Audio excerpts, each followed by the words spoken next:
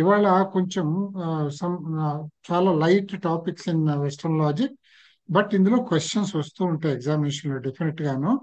ఈ క్వశ్చన్స్ కి సంబంధించి ఈ చిన్న టాపిక్స్ ఒక టాపిక్ చూద్దామని. సో ఇవాళ మనం ఫ్యాలసీస్ అనేవి వెస్టర్న్ లాజిక్ లో ఎట్లా ఎక్స్ప్లెయిన్ చేశారు అనేది చూద్దామండి. So fallacies exposed in western logic. మనకి ఇండియన్ లాజిక్ లో ఫ్యాలసీస్ ని మనం ఏమంటామండి? మీకు అందరికీ తెలిసి చెప్పండి. హేత్వాభాస ఐడియా? అండి. కరెక్ట్, కరెక్ట్ అండి, అవధానులు గారు కరెక్ట్. హేత్వాభాసలో అని అంటాం. అభాస అయిపోవడం అంటే హేతు అభాస, హేత్వాభాస.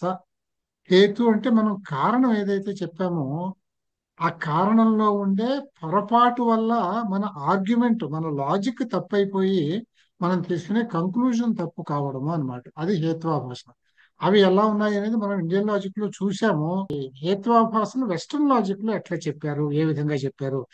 In fact relatively this appears very easy, very very easy చూడండి. కానీ ఇవి మనకి డెఫినెట్ గా ఒక క్వశ్చన్ వస్తుంది ఫాలసిస్ లో. So first of all, these fallacies are classified into two categories. One is a formal fallacy and second one is informal fallacy. పేరు చూడగానే మనకు అర్థమవుతుంది. ఫార్మల్ అంటే ఏమిటంటే అఫీషియల్ అన్నమాట. అంటే రిలేటింగ్ టు ది స్ట్రక్చర్ లో ఉండే మిస్టేక్స్ వల్ల వచ్చేటటువంటి పొరపాట్లు ఫార్మల్ ఫ్యాలసీస్. అలాగే ఇన్ఫార్మల్ ఫ్యాలసీస్, క్యాజువల్ గాను అనుకోకుండాను జరిగేటటువంటి పొరపాట్ల వల్ల, కారణాలను పొరపాటుగా చెప్పడం వల్ల ఆర్గ్యుమెంట్ ఇన్వాలిడ్ అవటం, ఇది ఇన్ఫార్మల్ ఫ్యాలసీ. దాని ప్రాపర్ డెఫినేషన్ చూద్దాము. ఎగ్జాంపుల్ కూడా చూద్దాం, మీకు ఈజీగా అర్థమవుతుంది. ఫార్మల్ అండ్ ఇన్ఫార్మల్ ఫ్యాలసీస్ అంటే, ఫార్మల్ ఫ్యాలసీ అంటే ఏమిటంటే it's a deductive fallacy.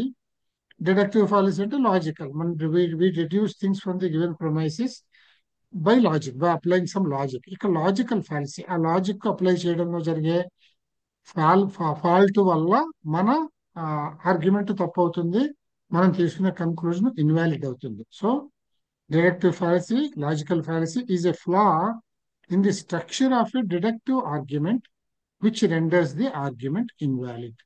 Example చూడండి. China does not like our ruling party. లేకపోతే ఇండియా అనుకోండి, దానికి ఉంది కానీ China does not like our ruling party. ఇదొక స్టేట్మెంట్. ఇంకొక statement, Sohan does not like our ruling party. ఇక్కడ మీకు ఏమవుతుంది? ఇక్కడ మీరు చూడండి, China does not like our ruling party, Sohan does not like our ruling party. So wrong logic ఏం చేసేస్తాం మనం? Therefore Sohan is a fellow from China అని కదా, అలా అనిపిస్తుంది దీన్ని చూడగానే మనకి. అంతే ఏమంటాం? Sohan is a China supporter. అంతేకాకుండా ఇన్ఫాక్ట్ ఫ్యాక్ట్ కూడా ఏంటంటే Sohan is a China supporter. China సపోర్టరే. Also he gets funds from China and his ancestors were also Chinese, actually Chinese, and therefore he should go to China. ఇది మనం చెప్పేటటువంటిది. So ఈ reasoning ఏం బాగుంది logic. ఇప్పుడు సోహన్ తాత ముత్తాతలు చైనా నుంచి వచ్చిన వాళ్ళు అయ్యి ఉండొచ్చును, కానీ వీడు ఇండియాలో పుట్టి పెరిగిన వాడు. ఓకే, సహజంగా వాడి ఏన్సిస్టర్స్ చైనా వాళ్ళు కనుక వీడికి చైనా అంటే అభిమానం ఉంటుంది, ఉండొచ్చును. వీడికి చైనా మీద ఆ ఉన్న అభిమానంతో ఆ, ఉంటే ఉండొచ్చును, కానీ వాడికేమో ఇండియా అంటే అభిమానం లేకపోలేదు. చైనా, ప్రో చైనా అన్న బుద్ధిని చూపిస్తున్న ఇక్కడ రూలింగ్ పార్టీని చైనా డజ్ నాట్ లైక్. వీడికి కూడా మన రూలింగ్ పార్టీ నచ్చదు. రూలింగ్ పార్టీ నచ్చకపోవడానికి వాళ్ళ కారణాలు వాళ్ళకు ఉండొచ్చు, వీడి కారణాలకు వీళ్ళు ఉండొచ్చు. సో ఇవన్నీ బేస్ చేసుకుని మనం we should not conclude that this Sohan should be reported to China. అట్లా అనకూడదు. ఇందులో వాడేమి నేరం ఏం చేయలేదు కదా, వాడి భావాలు వాడి దానికే ఉంది. సో ఇటువంటివి మనం ఆ చేయడం తప్పవుతుంది అనమాట. ఇటువంటి డెసిషన్స్ తీసుకోవడం ఫార్మల్ ఫ్యాలసీ అంటే. అంటే ఇక్కడ చూడండి, మనం లాజిక్ ని అప్లై చేయడంలో, లాజిక్ అంటే గివెన్ స్టేట్మెంట్స్ నుంచి, గివెన్ ప్రొమైజెస్ నుంచి మనం లాజికల్ గా డిరైవ్ చేస్తున్నాం, డెడ్యూస్ చేస్తున్నాం. అందుకని డిడక్టివ్ లాజిక్, డిడక్టివ్ డెసిషన్ అంటాం మనం, డిడక్టివ్ కంక్లూషన్.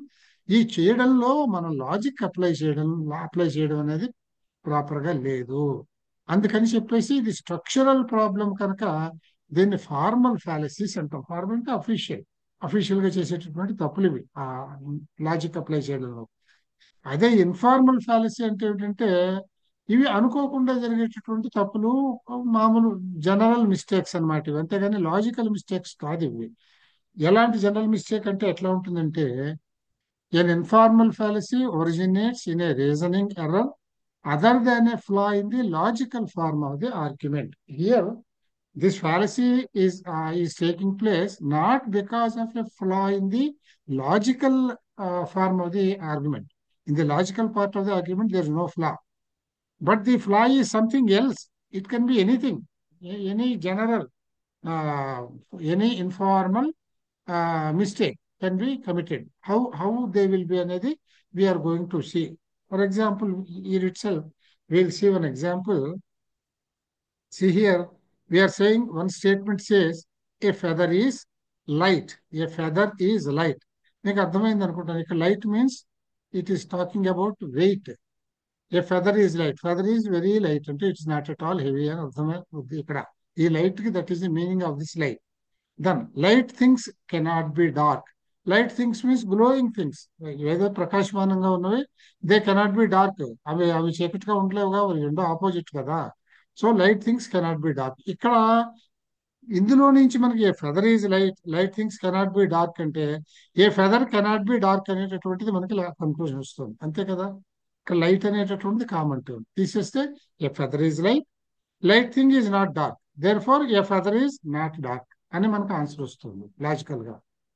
లాజికల్ గా అది కరెక్టే, కానీ ఇక్కడ తప్పు ఎక్కడ జరిగిందంటే మనం ఏం చెప్పుకున్నామండి, ఈ ప్రెమైసిస్ లో ఉండేటటువంటి వర్డ్స్ కానీ లేదు కన్క్లూషన్ లో ఉండేటటువంటి వర్డ్స్ కానీ all of them should carry the same meaning through out. రెండు స్టేట్మెంట్స్ లో వేరు వేరు అర్థాల్లో ఉన్న ఒక్క మాటని కామన్ చేయలేంగా మనం. రెండు చోట్ల వాడిన కామన్ టర్మ్ గా అర్థం ఒకటే అయినప్పుడే మనం కామన్ గా తీసేసి లాజికల్ గా మనం డైరెక్ట్ ఆర్గ్యుమెంట్ చెప్తాం మనం. అంతేగాని రెండింటికి చెరొక అర్థం అయితే ఆ రెండు కామన్ గా కొట్టేయడానికి అవకాశం లేదు కదా. ఇక్కడ ఆ తప్పు జరిగింది. ఏం జరిగింది, ఇక్కడ లైట్ అంటే అర్థం వెయిట్ ని గురించింది, ఇక్కడ లైట్ అంటే ఇల్యూమినేషన్ గురించి చెప్పేటటువంటిది. So this light is different and this light is different, therefore the common term is not the same.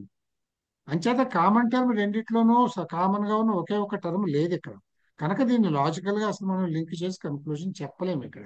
This is a different statement, this is an altogether different statement. Therefore a feather cannot be dark అనేటటువంటి it's a fallacy. ఇది ఎందుకు వచ్చింది, it has resulted due to ambiguity in the meaning. అంటే ఈ light యొక్క meaning లో ఉన్న ambiguity వల్ల, ఇక్కడ వేరే మీనింగ్ ఉంది, ఇక్కడ వేరే మీనింగ్ ఉంది, అలా ఉండకూడదు. ఈ ఈ వేరే మీనింగ్ లో ఉండకూడదు అనే రూల్ వల్ల తప్పే. ఇంకొకటి ఏమిటంటే సేమ్ మీనింగ్ ఉన్న కామన్ టర్మ్ లేదు కనుకను దీనిలో నుంచి డిడ్యూస్ చేయడం ఒక డెసిషన్, అది తప్పే. సో దీన్ని ఏమంటారంటే దిస్ ఈస్ కాల్డ్ ఈక్వివొకేషన్ అంటాం. అంటే ఇట్స్ ఎ ఫ్యాలసీ కాల్డ్ ఈక్వివొకేషన్ అని దీనికి పేరు పెట్టారు. ఇట్లా ఉంటాయి అన్నమాట ఇన్ఫార్మల్ ఫ్యాలసీస్. ఫార్మల్ ఫ్యాలసీస్ కి ఎగ్జాంపుల్ ఇట్లా చూపించారు. తర్వాత now will look into some such fallacies. ఏమేమి ఫ్యాలసీస్ చాలా చెప్పారు వెస్టర్న్ లాజిక్ లో. మనం కొన్ని ముఖ్యమైనటువంటి ఫ్యాలసీస్ పాత పరీక్షల్లో ఇచ్చినటువంటివి అండ్ యూజువల్లీ ఏవైతే రాగలవో పరీక్షలో అటువంటి కొన్ని ఫ్యాలసీస్ మనం చూద్దాం. ఈ ఫ్యాలసీస్ అన్నింటికి పేరుంటాయి. ఇందాకనే ఏమనుకున్నాం, ఫ్యాలసీ ఆఫ్ ఈక్వివొకేషన్ అనుకున్నాం ఉదాహరణకు అక్కడ, అంతే కదా. సో ఈ ఇన్ఫార్మల్ ఫ్యాలసీలు ఇక్కడ చూడండి, ఇది ఇక్కడ ఒక మనం now we are looking into a fallacy called fallacy of division. ఇక్కడ ఈ ఫ్యాలసీ ఏమిటంటే this fallacy of division is the error in logic. అంటే మనం the logic applied and the conclusion derived. ఇందులో ఒక ఎర్రర్ జరుగుతోంది. అదేమిటి, డివిజన్ కి సంబంధించినటువంటి ఎర్రర్. అది ఎలా ఉంటుంది అంటే error in logic that occurs when one reasons that something that is true for the whole must also be true for all or some of its parts. అంటే ఇందులో ఏమిటి, ఏదైనా మనం ఒక ఒక ఒక స్టేట్మెంట్ చెప్పాము అనుకోండి, ఒక హోల్ గురించి ఒక స్టేట్మెంట్ చెప్పినప్పుడు ఆ స్టేట్మెంట్ ఆ హోల్లో ఉండే ప్రతి పార్టీకి అప్లై అవుతుంది, లేదా అట్లీస్ట్ కొన్ని పార్టీలకు అప్లై అవుతుంది అని చెప్పడాన్ని మనం, అది డివైడ్ చేసి చెప్పడం అంటే హోల్ టు డివైడ్ చేసి పార్ట్స్ కి అప్లై చేయడం మనం, అదే క్యారెక్టరిస్టిక్ ని. దీనివల్ల ఈ ఫ్యాలసీ జరుగుతుంది. ఒక ఎగ్జాంపుల్ చూడండి, మీరు ఒక ఎగ్జాంపుల్ చూస్తే మీకు అర్థమైపోతుంది ఫ్యాలసీ ఆఫ్ డివిజన్ అంటే ఏమిటి. The second grade in Jefferson elementary school eats a lot of ice cream. ఇక్కడ ఒక స్కూల్లో అందరికీ ఎలిమెంటరీ స్కూల్లో పిల్లలందరికీ ఐస్ క్రీములు పెట్టారు. So the observation is second grade లో తెగ తినేశారు ice cream. Second grade in Jefferson elementary school eats a lot of ice cream. తర్వాత Carlos is a second grader in Jefferson. ఈ కార్లోస్ అనే కుర్రవాడు ఈ ఎలిమెంటరీ స్కూల్లో ఉన్నాయి, సెకండ్ గ్రేడ్ లో ఉన్నాడు ఎలిమెంటరీ స్కూల్లో. దేర్ ఫోర్ ఇప్పుడు ఈ రెండింటి బట్టి ఏమొస్తుంది? The second grade eats a lot of ice cream and Carlos is in second grade. Therefore conclusion logical గా ఏమొస్తుంది మనకి? Carlos ate a lot of ice cream, అంతే కదా. Therefore Carlos eats lot of ice cream. But is it correct? కాదు కదా. ఇప్పుడు second grade అనగానే grade లో 25 మందో 30 మందో ఉన్నారనుకోండి, నలుగురు తినకపోవచ్చు, మిగతా వాళ్ళు ఎక్కువ తినొచ్చును. So when compare to the other grades వీళ్ళు ఎక్కువ తినుండొచ్చు. That does not mean each and every fellow of that grade has eaten more ice cream. అది కరెక్ట్ లాజిక్ కాదు కదా అది. So this is the flaw in the logic applied to the parts of the whole. మనం ఒక second grade వాళ్ళు ఎక్కువ ice cream తినేశారు కనుక సెకండ్ గ్రేడ్ లో ఉన్న ప్రతివాడు ఎక్కువ ఐస్ క్రీమ్ తినేశాడు అని చెప్పడం తప్పు. అందుకని ఈ రెండు స్టేట్మెంట్స్ లో second grade eats a lot of ice cream and Carlos is a second grader అని అన్నందువల్ల మనం we cannot say that Carlos ate a lot of ice cream అని చెప్పడం కరెక్ట్ కాదు. So this is what is called fallacy of division.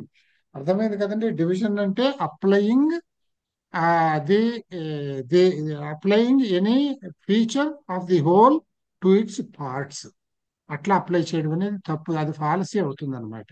ఎలా fallacy అవుతుంది అనేది మనం ఎగ్జాంపుల్ లో చూసాం. This is what is called a fallacy of division.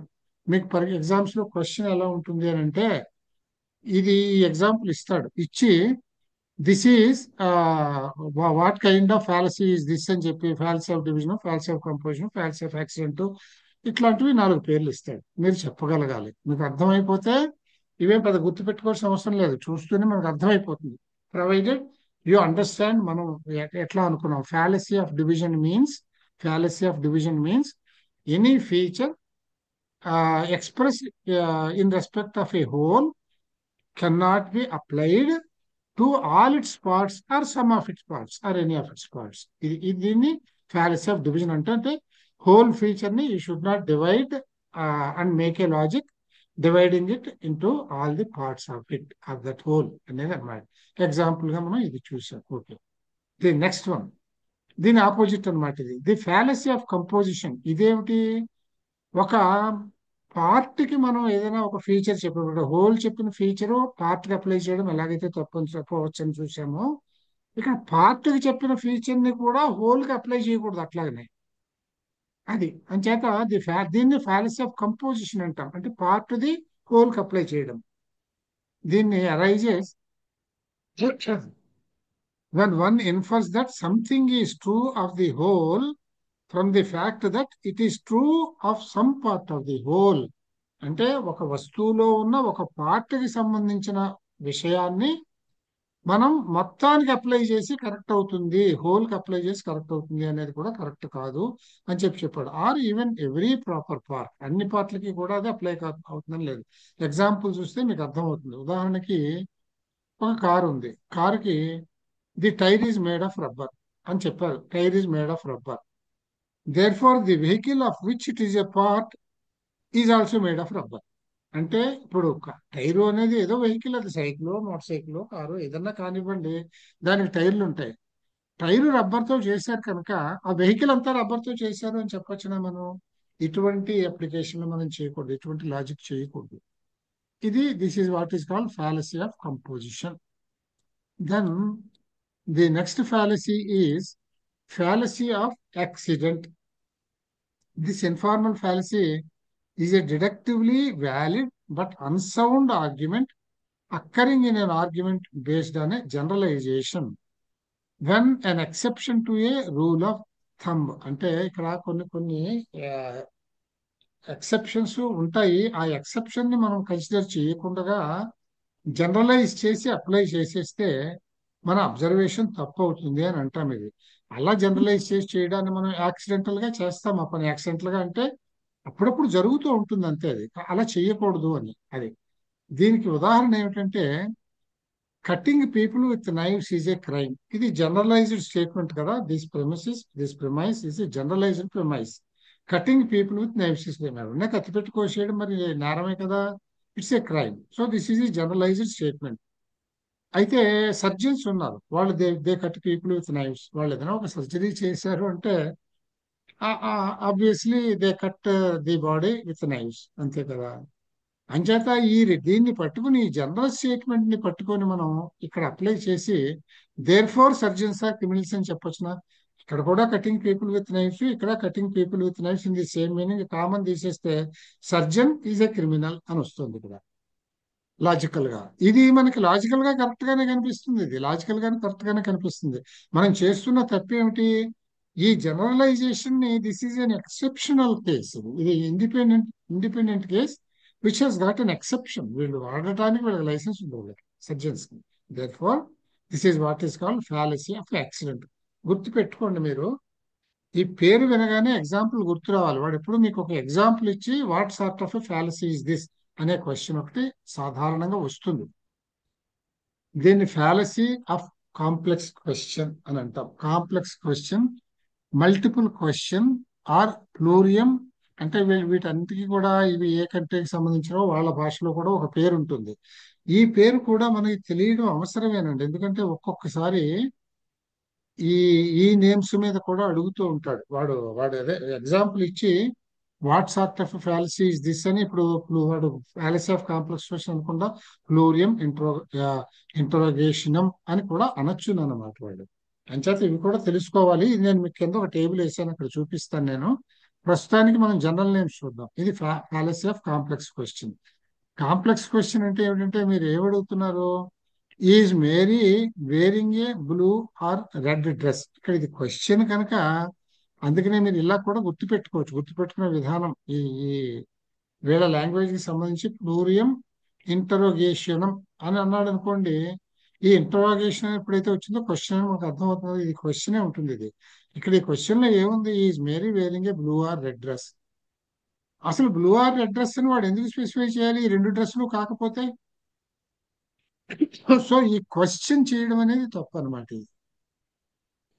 There is unnecessarily some confusion or complexity is created by quoting these two colors. What is the color of the dress Mary wearing? Mary is wearing అంటే అయిపోయింది కదా. ఇప్పుడు ఈ రెండు కాంతి కూడా ఉండొచ్చును కదా. అందుకని ఎప్పుడు కూడా ఒక క్వశ్చన్ వేసేటప్పుడు అబ్జర్వ్ చేయకుండా ఇట్లాగా లిమిట్ చేయడం అనేటటువంటి దాన్ని ఫ్యాలసీ ఆఫ్ కాంప్లెక్స్ క్వశ్చన్ అంటూ ఉంటే, మనం వేసే క్వశ్చన్ ని అనవసరంగా కన్ఫ్యూజింగ్ గా వేయటం. ఆ రెండు డ్రెస్సులు అక్కడ లేవనుకోండి, కన్ఫ్యూజనే కదా, ఎందుకు అడిగాడు అని. So this is what is called fallacy of complex question. దీని మేరీ డ్రెస్ ఎగ్జాంపుల్ గుర్తుపెట్టుకోవాలి. తర్వాత ఫ్యాలసీ ఆఫ్ ఈక్వివోకేషన్. ఇప్పుడే మనం పైన చదివాం కదా, ఫ్యాలసీ ఆఫ్ ఈక్వివోకేషన్ మనం పైన చూసాం మనం. అది ఇక్కడ దాన్ని ఎక్స్ప్లెయిన్ చేస్తున్నాం అనమాట మళ్ళీని. అంటే ఇందాక ఇన్ఫార్మల్ ఫ్యాలసీ అనే దాంట్లో మనం ఫ్యాలసీ ఆఫ్ ఈక్వివోకేషన్ ఎగ్జాంపుల్ అక్కడ మనం తీసుకున్నాము. ఇక్కడ fallacy of equivocation occurs when a key term or phrase in an argument is used in an ambiguous way with one meaning in one portion of the argument and another meaning in another portion of the argument. ఇందాక అక్కడ మనం చూసాం కదా, light అని రాసాం కదా, feather is light things cannot be dark అనే example ఇందాక చూసాం మనం. సో అక్కడ లైట్ కామన్ చేయలేము, ఎందుకంటే both carry different meanings. Then that cannot be treated as a common term. అలాగే ఇక్కడ కూడా మీకు దాన్ని equivocation of fallacy of equivocation అంటామని చెప్తున్నాము. ఇక్కడ ఇచ్చిన ఎగ్జాంపుల్ దాన్ని ఇక్కడ మనం డెఫినేషన్ రాశాడు. The fallacy of equivocation occurs when a key term or phrase in an argument is used in an ambiguous way. That means what is the ambiguity?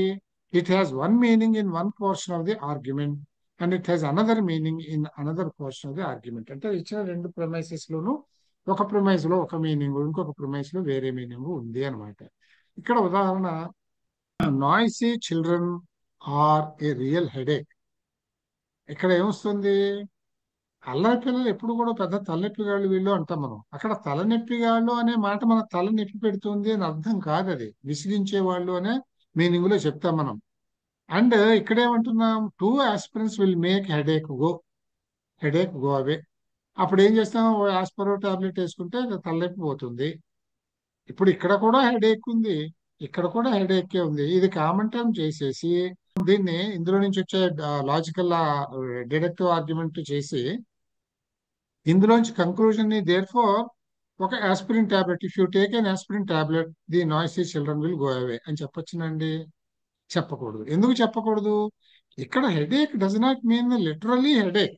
Noisy children real headache means they are problematic fellows అనే అర్థం, అంతవరకే తప్ప తలనొప్పి అంటే physical గా తలనొప్పి అని కాదు. ఇక్కడ 2 aspirins will make a headache అంటే ఇక్కడ హెడేక్ అంటే ఫిజికల్ తలనొప్పి. So this headache which is treated as common term and said that headache goes if, I mean, noisy children go away if an aspirin is taken అని ఎందుకు చెప్పకూడదు అని అంటే, ఈ కామన్ టర్మ్ గా ట్రీట్ చేసిన హెడేక్ అనే దానికి it carries different meanings in both the premises. అలా ఉన్నప్పుడు ఆ ఆర్గ్యుమెంట్ మనం దాన్ని అందులో నుంచి కన్క్లూషన్ ని తీసుకోకూడదు. అది so this is what is called fallacy of equivocation అని చెప్పాం మనం. అక్కడేమో లైట్ అనే మాటను కామన్ టర్మ్ కింద ఆ ఎగ్జాంపుల్ లో, ఇన్ఫార్మల్ ఫ్యాలసీ ఎగ్జాంపుల్ లో చూసాము.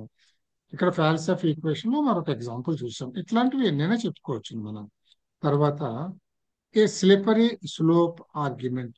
స్లిపరీ స్లోప్ ఆర్గ్యుమెంట్ అంటే మీకు అర్థం కదా, స్లిపరీ అంటే జారడం, ఒక వాలులో జారడం. ఆర్గ్యుమెంట్ లో జారడం అంటే ఏమిటనమాట? ఇక్కడ మనము ఒక విషయం చెప్పదలుచుకున్నామండి, దాన్ని ఎస్టాబ్లిష్ చేయడానికి మనం రకరకాలు చెప్పుకుంటూ అక్కడికి తీసుకొచ్చేలాగా ప్రయత్నం చేస్తుంటాం, రకరకాల స్టేట్మెంట్స్ చెప్పి. ఇక్కడ చూడండి, దీనికి డెఫినేషన్ ఎలా చెప్పారంటే, a slippery slope argument takes an initial premise and sees it through a chain of consequences until you arrive at an unacceptable, undesirable, or even disastrous outcome. The final result is then used to assert why the initial premise is bad. ఇక్కడ ఏం చెప్తున్నారంటే వీళ్ళు, slippery slope argument మీరు ఒక absurd ఆ statement ని correct చేయడం కోసం మీరు రకరకాల ఒక సీక్వెన్స్ ఆఫ్ స్టేట్మెంట్స్ చెప్తారనమాట. The straw man fallacy. The straw man fallacy ఇది ఒక type of fallacy. Straw man fallacy అంటాం.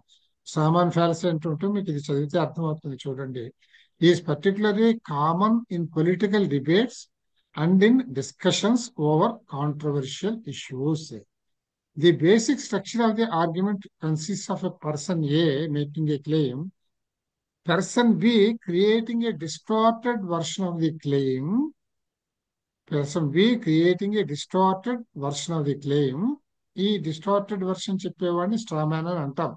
And then B attacking this distorted version in order to refute A's original assertion. ఇది సాధారణంగా ఎలా ఉంటుంది, ఒక ఏ అండ్ బి అనే వాళ్ళిద్దరి మధ్యలో ఒక ఆర్గ్యుమెంట్ జరిగినప్పుడు ఏ ఒక స్టేట్మెంట్ చెప్పాడు అనుకోండి, బి ఏం చేస్తాడంటే దాన్ని వక్రీకరణ చేస్తాడు. వక్రీకరించి అందులో నుంచి ఒక పెడార్థాన్ని తీసి నీ ఆర్గ్యుమెంట్ తప్పు అని చెప్తాడు. ఈ పెడార్థాన్ని తీసేవాడిని స్ట్రామ్యాన్ అని అంటాం. Then red herring. Red herring is a kind of fallacy that is an irrelevant topic introduced in an argument to divert the attention of listeners or readers from the original issue. ఈ రోజుల్లో మన politics లో చాలా ఎక్కువగా మాట్లాడుతున్నారు. ఒక political parties ఏదైనా ఒక విషయాన్ని, వాళ్ళు ఫెయిల్ అయిన విషయాన్ని అపోజిషన్ పార్టీ వాడు లేవదీస్తే వీడు డైవర్షన్ టెక్నిక్ అంటుంటారు కదా, ఇప్పుడు అన్ని ఏదో ఒక తప్పు చేస్తే ఆ తప్పును కప్పించుకోవడానికి ఇంకోటి ఏదో చెప్తూ ఉండటం అనమాట. That has no relevance with what is actually pointed out.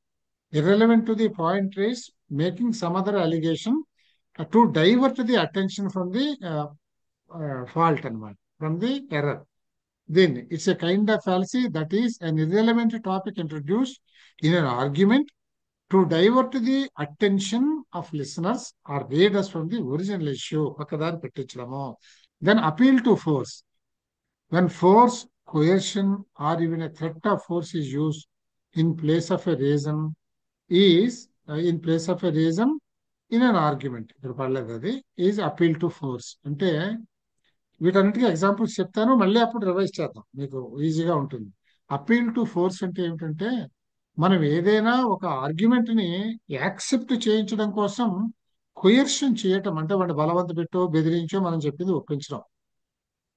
ఇది అనమాట అపీల్ టు ఫోర్స్ అంటే. అంటే దీన్ని ఫోర్స్ చేసి మన ఆర్గ్యుమెంట్ ను వాడి చేత వ్యాలిడ్ అని ఒప్పించడం. That automatically means that the valid is really not, the argument is really not valid, but by force it is made to be accepted. అది అపీల్ టు ఫోర్స్ అంటాం. తర్వాత అపీల్ టు పిటి.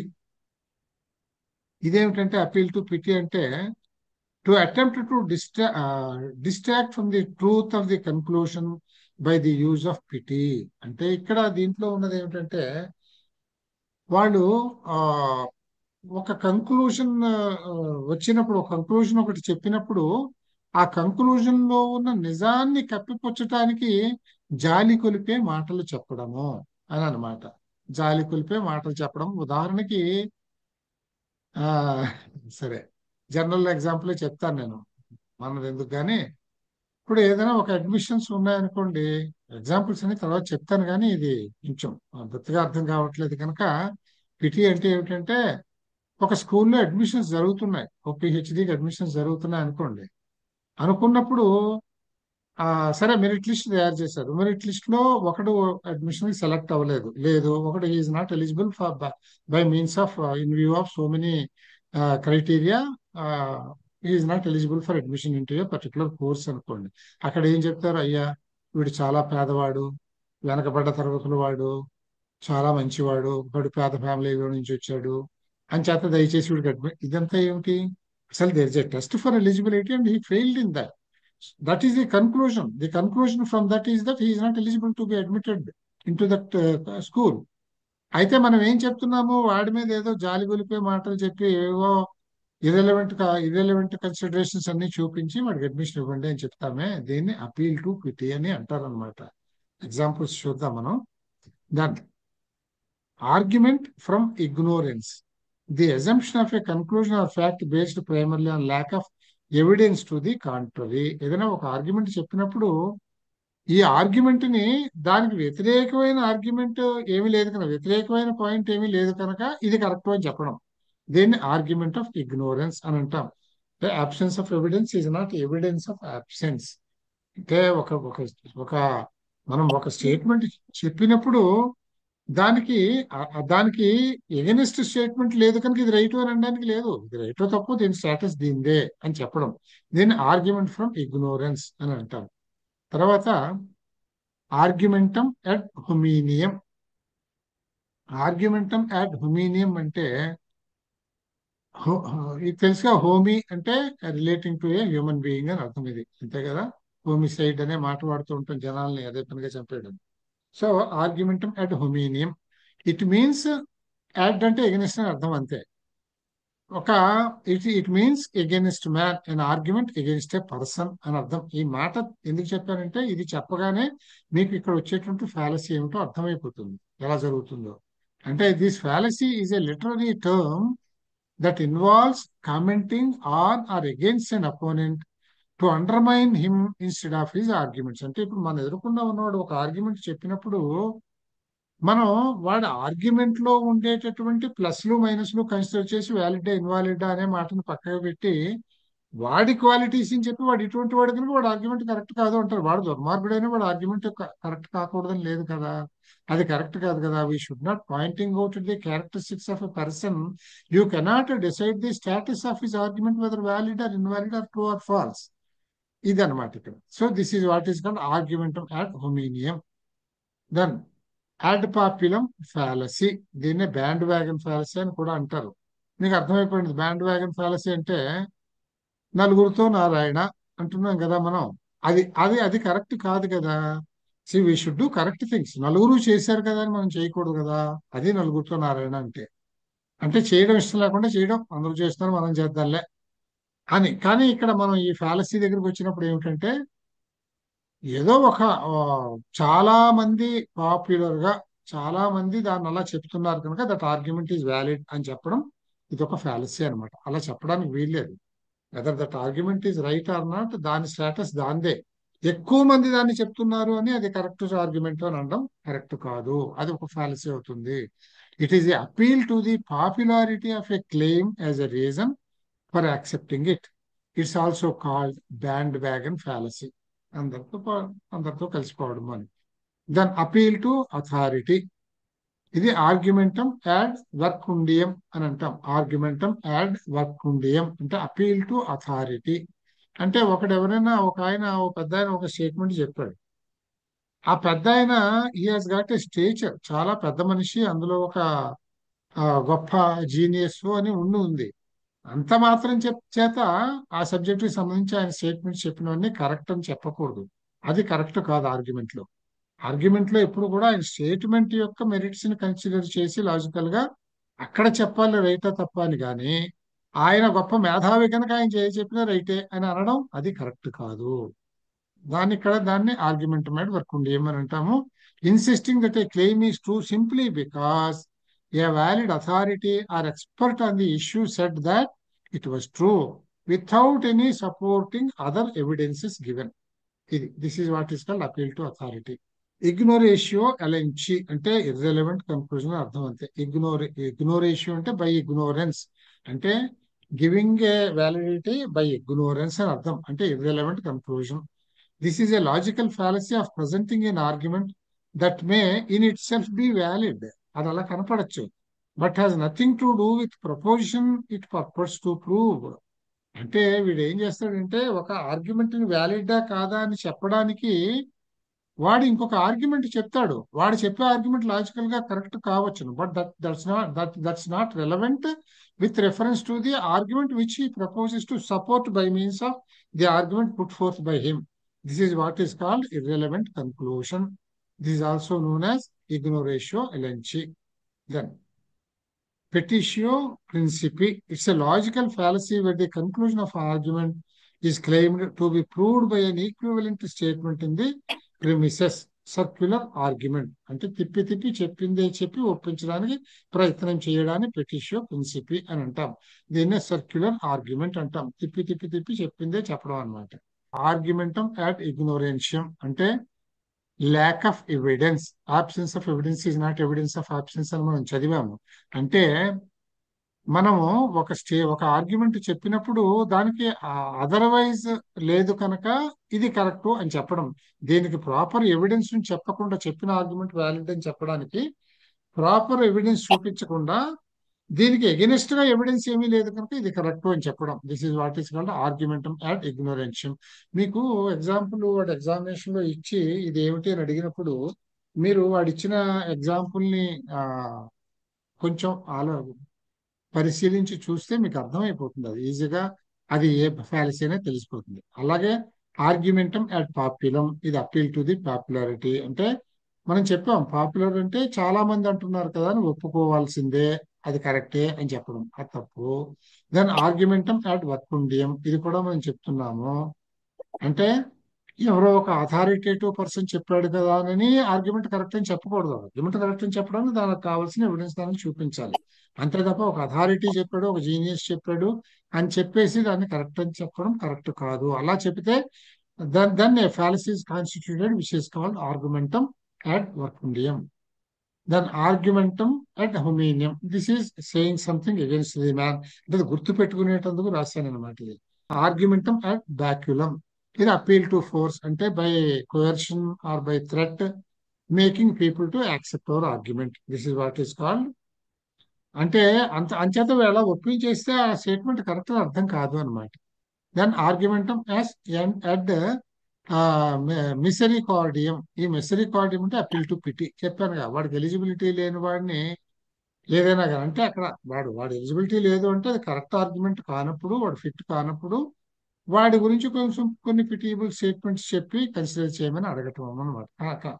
కనుక వాడిని consider చేయొచ్చు అని చెప్పటం, అది కూడా మిస్టేక్. అది కూడా ఒక fallacy. Then red herring. Red herring means diverting the attention. అంటే ఆర్గ్యుమెంట్ లో ఉన్న పాయింట్ ని సైడ్ ట్రాక్ చేయడం కోసం వేరే ఏదో ఆర్గ్యుమెంట్ రేజ్ చేయటం. స్ట్రా మ్యాన్, ఇది డిస్టార్టింగ్ క్వశ్చన్. అంటే ఒకళ్ళు రేజ్ చేసిన ఆర్గ్యుమెంట్ కి పెడార్థం తీసి అంచేత ఆర్గ్యుమెంట్ తప్పు అని ప్రూవ్ చేసే ప్రయత్నం చేయటం. Then slippery slope, reaching the conclusion. అంటే వీడి చెప్పదలుచుకున్న conclusion which may not be true in fact, దానిని సపోర్ట్ చేసుకుంటూ రకరకాల స్టేట్మెంట్స్ చెప్పుకుంటూ చివరిదాకా వచ్చి ఆ అబ్సర్డ్ స్టేట్మెంట్ ని కరెక్ట్ అని చెప్పే ప్రయత్నం చేయడం స్లిపరీ స్లోప్ ఆర్గ్యుమెంట్ అని అంటాం. దీన్ని స్లిపరీ స్లోప్ ఫ్యాలసీ. ఇగ్నోరేషియో ఎలెంచి, ఇది ఇర్రెలవెంట్ కన్క్లూషన్. అంటే అక్కడ ఉన్న స్టేట్మెంట్ కి మనం చెప్పే కన్క్లూషన్ కి సంబంధం లేకుండా ఉండటం. Petitio principii, this is irrelevant conclusion. Formal fallacy అంటే స్ట్రక్చర్ రిలేటెడ్ ఫ్యాలసీ. అంటే టూ మేజర్ టర్మ్స్ ఉండడము మనం చూసాం కదా, స్ట్రక్చర్ కి సంబంధించి జరిగే తప్పు వల్ల వచ్చేదాన్ని ఫార్మల్. మనం ఫార్మల్ అంటే తెలిస్తే అఫీషియల్ గా జరిగేది. Then informal fallacy. Informal fallacy అంటే ఇది స్ట్రక్చర్ కి కానీ లాజిక్ కి కానీ సంబంధించినటువంటిది కాదు. By drawing two different meanings in different context, దాన్ని ఇన్ఫార్మల్ ఫ్యాలసీ. ఒక ఎగ్జాంపుల్ కింద చూపించాం. ఇప్పుడు మనం చూసినటువంటివన్నీ కూడా ఇన్ఫార్మల్ ఫ్యాలసీస్, అవి ఫార్మల్ ఫ్యాలసీస్ కాదు. అవన్నీ కూడా different examples how an informal fallacy is committed అనే దానికి చెప్పేటటువంటివి. దెన్ ఫ్యాలసీ ఆఫ్ డివిజన్, ఇది మనం చూసాము. ఫ్యాలసీ ఆఫ్ డివిజన్ అంటే considering true for a whole is true for all or at least some of its parts. అది అంటే హోల్ ని పార్ట్స్ కి అప్లై చేయటం వల్ల ఒక ఫ్యాలసీ కాన్స్టిట్యూట్ అవుతుంది. That is called fallacy of division. ఇంకోటి fallacy of composition, it is otherwise. Otherwise అంటే పార్ట్ యొక్క ఫీచర్ ని హోల్ కి అప్లై చేయటం. అలా అప్లై చేసి ఆర్గ్యుమెంట్ చెప్తే లాజికల్ గా, అది కూడా constitutes fallacy called fallacy of composition.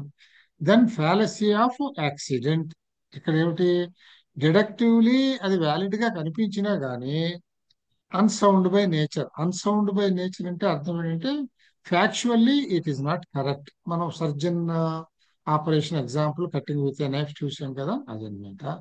దాని fallacy of complex question that has a complex pre supposition.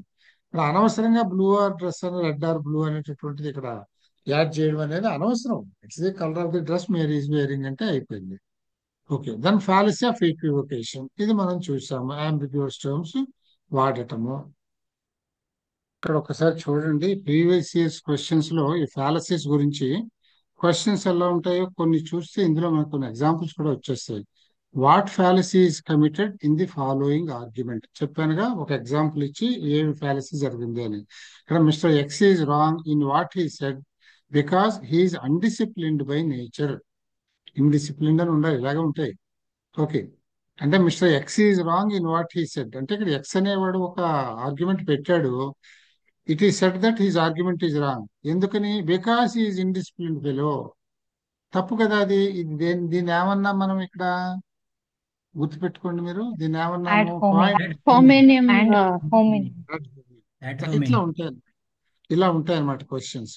Question answers మనకి ఇందులో వచ్చి ఇవన్నీ కూడా ప్రీవియస్ ఇయర్స్ లో వచ్చినవే. Then what fallacy is committed in the following argument. Mister X is penniless, therefore he should be preferred for admission to college. ఇది Pity based on pity. Pity base. దాని పేరు గుర్తుపెట్టుకోవాలి, మరి పేరు గుర్తు రాదు ఇక్కడ.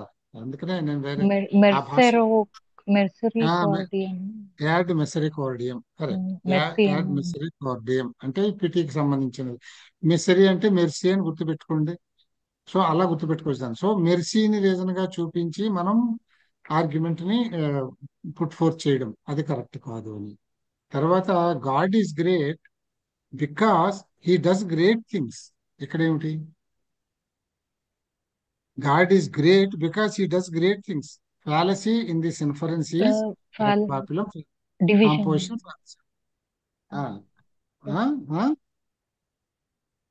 డివిజన్ అంటే ఏం చెప్పుకున్నామండి? డివిజన్ లో కాంపోజిషన్ ఆపోజిట్ గా ఉంటాయి. అంటే హోల్ ని స్మార్ట్ గా అప్లై చేయడం, పార్ట్ ని హోల్ కి అప్లై చేయడం. ఇక్కడ అది కాదు కదా.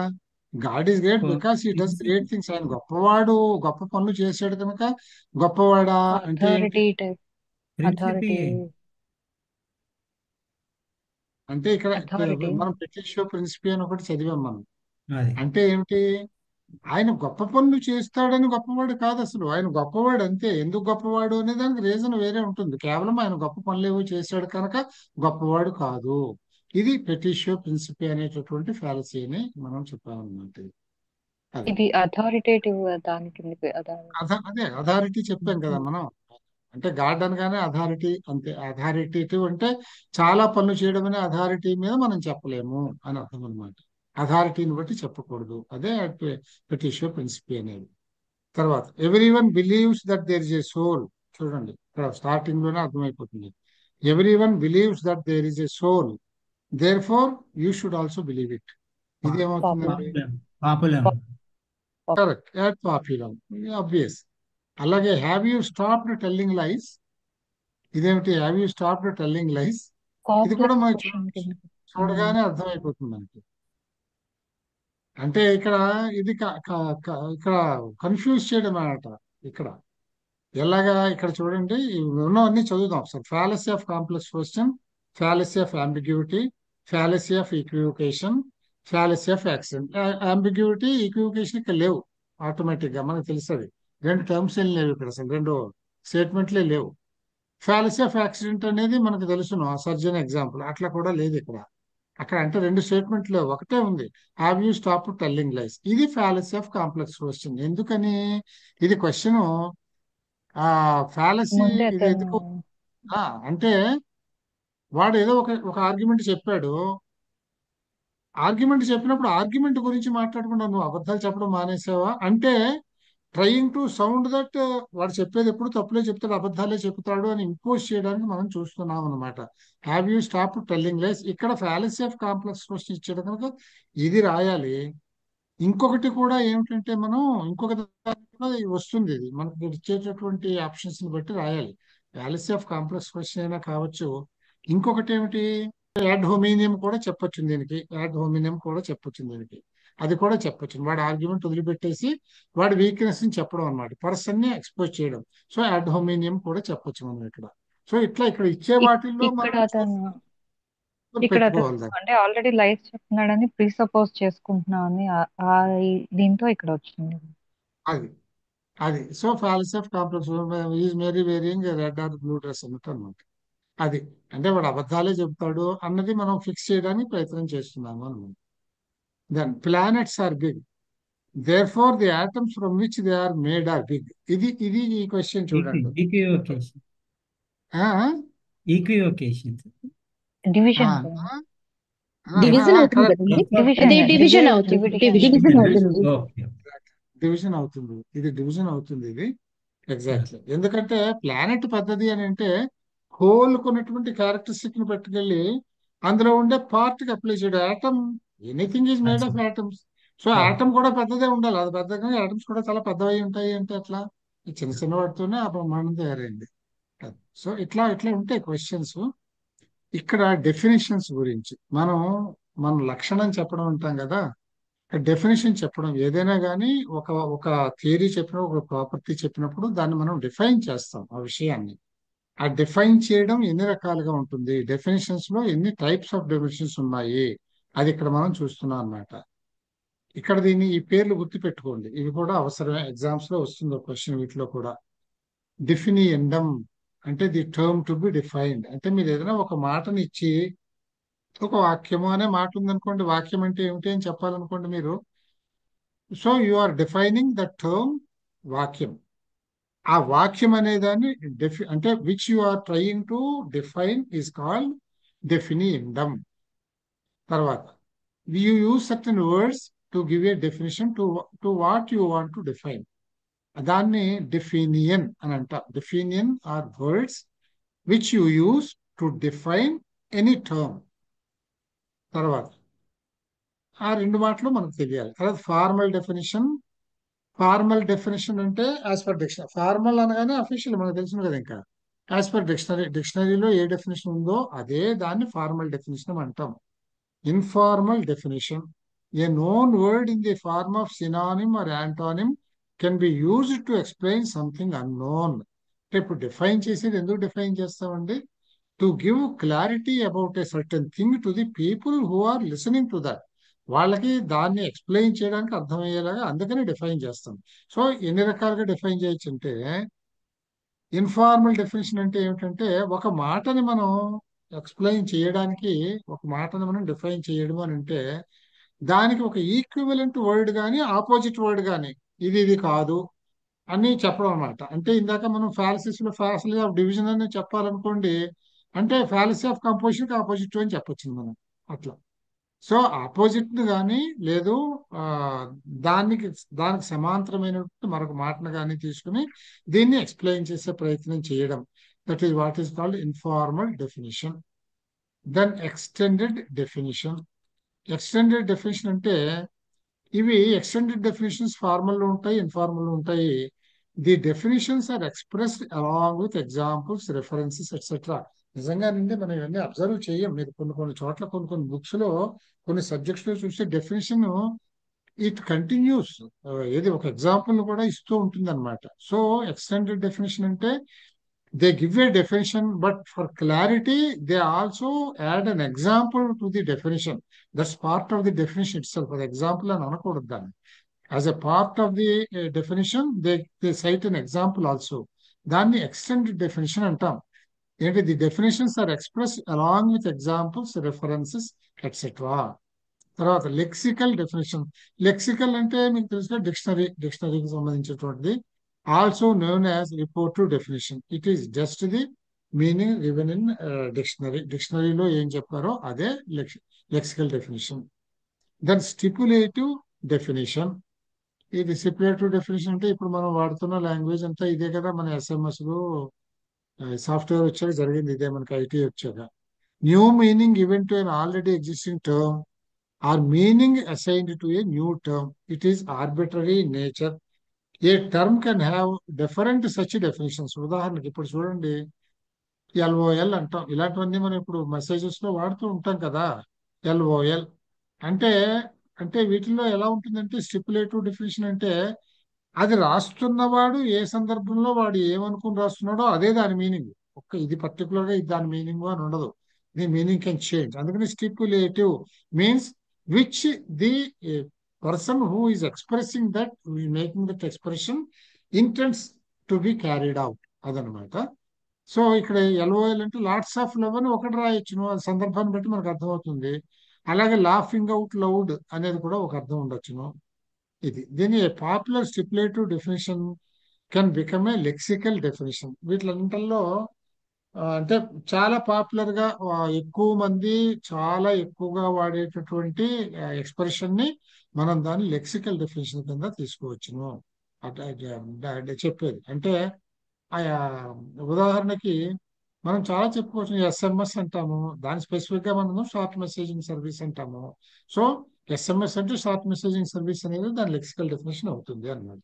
ఆ విధంగా కూడా అవుతుంది. ఈ stipulative definition can become a lexical definition if it is used in general by lots of population.